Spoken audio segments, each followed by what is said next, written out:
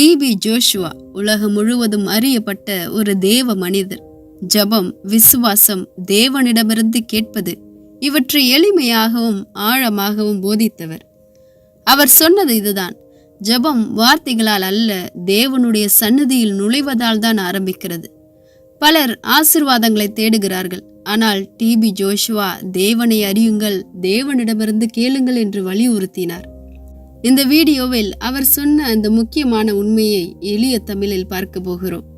Video முழுவதையும் கவனமாக பாருங்கள். நீங்கள் ஜெபிக்கிற மாதிரியே நானும் ஜெபித்தால் என் ஜெபத்திற்கு பதில் கிடைக்காது.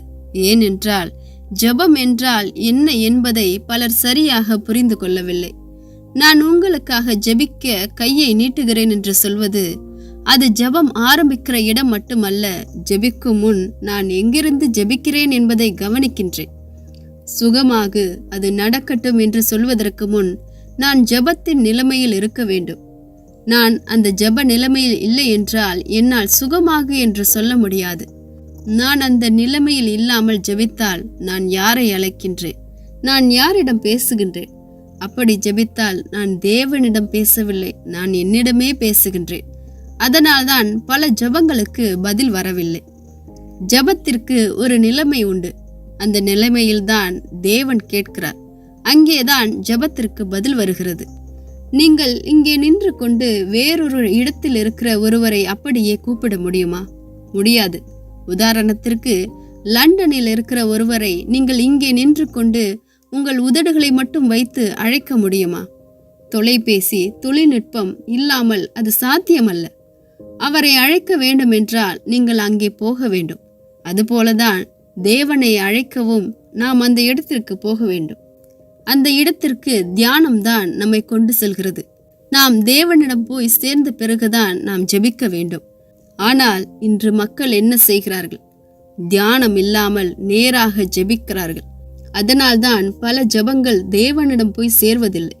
தியானம் நம்மை யாரிடம் கொண்டு செல்கிறது? இயேசுவிடம். ஒரு உதாரணம் பாருங்கள். அங்கே ஒரு பழம் இருக்கிறது. நான் அங்கே நின்று கொண்டு அந்த பழத்தை எடுக்க முடியுமா? முடியாது. என் கை அவ்வளவு நீளம் அல்ல. அந்த பழத்தை எடுக்க வேண்டுமென்றால் நான் அந்த இடத்திற்கு போக வேண்டும். அந்த இடத்திற்கு போக உதவுவது தியானம். தியானம் என்னை அந்த பழம் இருக்கும் இடத்திற்கு கொண்டு செல்லும். நான் அங்கே சென்ற பிறகுதான் கேளுங்கள் கொடுக்கப்படும், தட்டுங்கள் திறக்கப்படும் என்ற வார்த்தைகள் நிறைவேறும். அதுதான் உண்மையான ஜெபம். இப்பொழுது உங்கள் வாழ்க்கையை பாருங்கள். நீங்கள் இங்கே இருக்கிறீர்கள். உங்களுக்கு வேண்டிய ஆசீர்வாதம் அங்கே இருக்கிறது. நீங்கள் வேண்டும் வேண்டும் என்று கேட்கிறீர்கள். ஆனால் நீங்கள் அந்த ஆசீர்வாதத்திலிருந்து ரொம்ப தூரத்தில் இருக்கிறீர்கள். தியானம்தான் உங்களுக்கும் அந்த ஆசீர்வாதத்திற்கும் இடையிலான தடைகளை அகற்றி உங்களை அங்கே கொண்டு செல்கிறது. அதனால்தான் சொல்கிறேன், தேவனுடைய வழியில் தியானம் என்றால் அது தேவனுடன் செய்யும் ஒரு சந்திப்பு. இப்பொழுது கவனியுங்கள். நீங்கள் காத்திருக்கும் எல்லா ஆசீர்வாதங்களையும் விட தேவனிடமிருந்து வரும் ஒரு விஷயம் மிக பெரியது. அது என்ன? தேவனிடமிருந்து கேட்பது. தேவனிடமிருந்து நீங்கள் கேட்கும்போது நீங்கள் என்ன கேட்க வேண்டும் என்பதே உங்களுக்கு புரியும். எப்பொழுது பேச வேண்டும், எப்பொழுது அமைதியாக இருக்க வேண்டும், எப்பொழுது போராட வேண்டும், எப்பொழுது விலக வேண்டும், எல்லாம் தெரியும். இன்றைக்கு உலகத்தில் நடக்கும் பல பிரச்சனைகளுக்கு காரணம் என்ன தெரியுமா?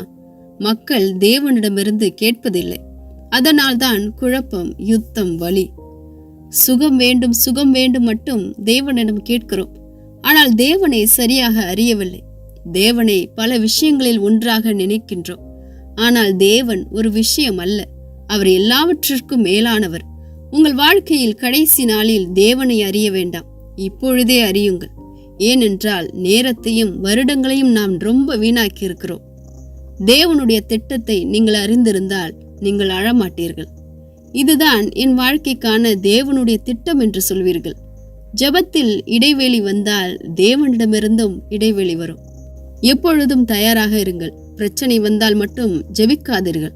எப்பொழுதும் ஆவிக்குரிய போரில் நிலையில் ஜெபத்தில் இருங்கள்.